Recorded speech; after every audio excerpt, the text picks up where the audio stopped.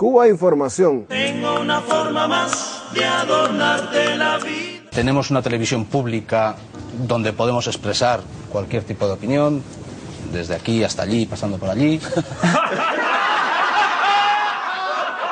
No me digan más mentiroso, no me digan más. No me digan más mentiroso, no me digan más. Una vez quise pasear y me fui de pesquería. Es habitual en las tertulias que abordan la situación de Cuba que alguien reconozca algunos de los logros sociales de la revolución.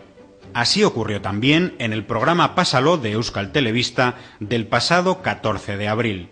Creo que hay que reconocer cosas que ha hecho bien, y yo, mira, como me toca mucho en persona, tengo que decir, a mí, por ejemplo, que todavía Cuba, con las limitaciones que tiene económicas y todo, sea capaz, por ejemplo, de seguir ayudando a que estudien personas de otros países. Pero este reconocimiento de aspectos amables del sistema cubano viene siempre acompañada de una aclaración obligada: la condena de su sistema político. Yo sé que Cuba tiene grandes deficiencias democráticas, que hay que solucionarlas.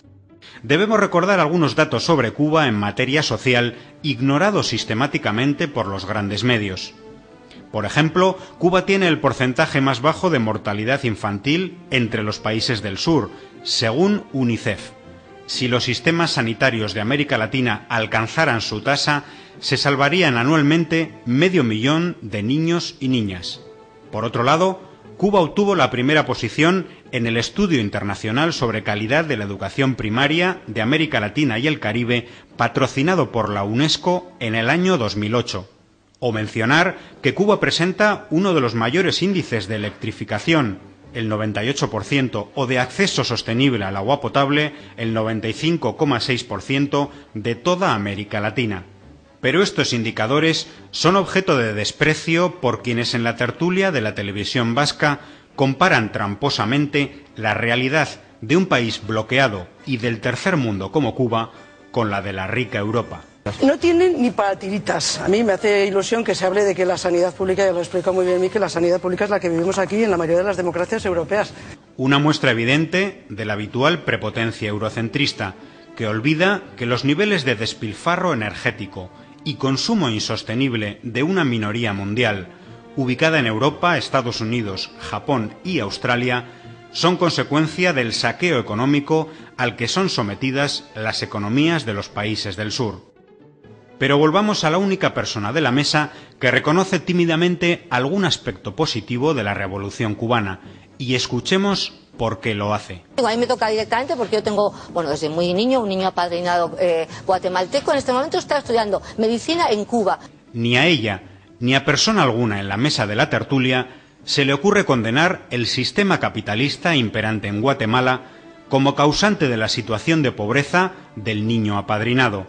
Eso sí, la presentadora del programa trata por todos los medios de echar por tierra la obra de solidaridad de Cuba con otros países del tercer mundo, afirmando cosas como esta. Estoy acordando cuando el huracán Katrina, que precisamente el gobierno cubano se ofreció al gobierno americano a enviar a algunos de sus médicos para echarles una mano.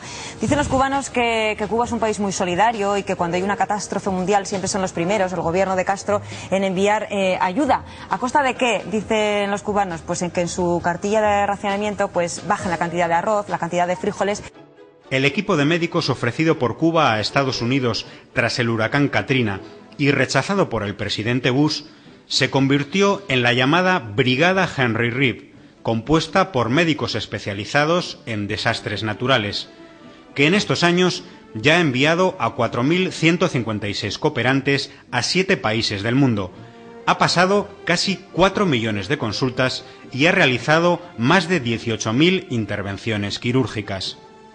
Pero el desprecio de la presentadora a la solidaridad de Cuba con otros países no acaba ahí. Están enviando muchísimos médicos, muchísimos maestros a Venezuela a trabajar en las zonas rurales, en algunas ciudades, pero con unas condiciones, no se crean ustedes, que luego todo el monte se lo ganó y pueden volver allí con la divisa. En la mentalidad imperante en nuestras sociedades, enfermas de consumo e individualismo, es inconcebible que un país pobre como Cuba tenga más cooperantes internacionales en el exterior que el resto de naciones del mundo juntas. Que lleve a cabo un programa integral de salud en 28 países. que hasta marzo del año 2009, junto a Venezuela, haya operado gratuitamente de enfermedades de la visión a más de 1.300.000 pacientes sin recursos de 34 países, que hasta el año 2005 haya becado a más de 45.000 jóvenes procedentes de 129 naciones, el 66% del África subsahariana, o que hasta marzo de 2009 haya alfabetizado a través de su programa Yo sí puedo a 3.800.000 personas de 23 países.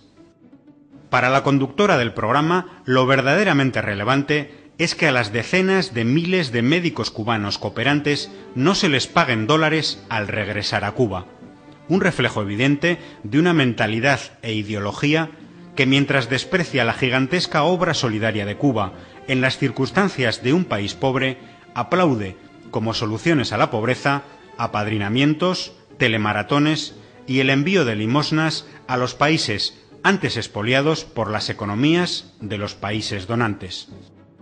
La tertulia Pásalo de Euskal Telebista del 14 de abril, Día de la República Española, fue un grosero acto de propaganda política con un mensaje claro.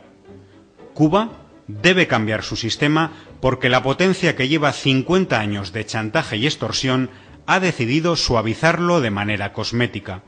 Una justificación lamentable desde la televisión pública vasca de la guerra económica contra Cuba y del sufrimiento de su pueblo.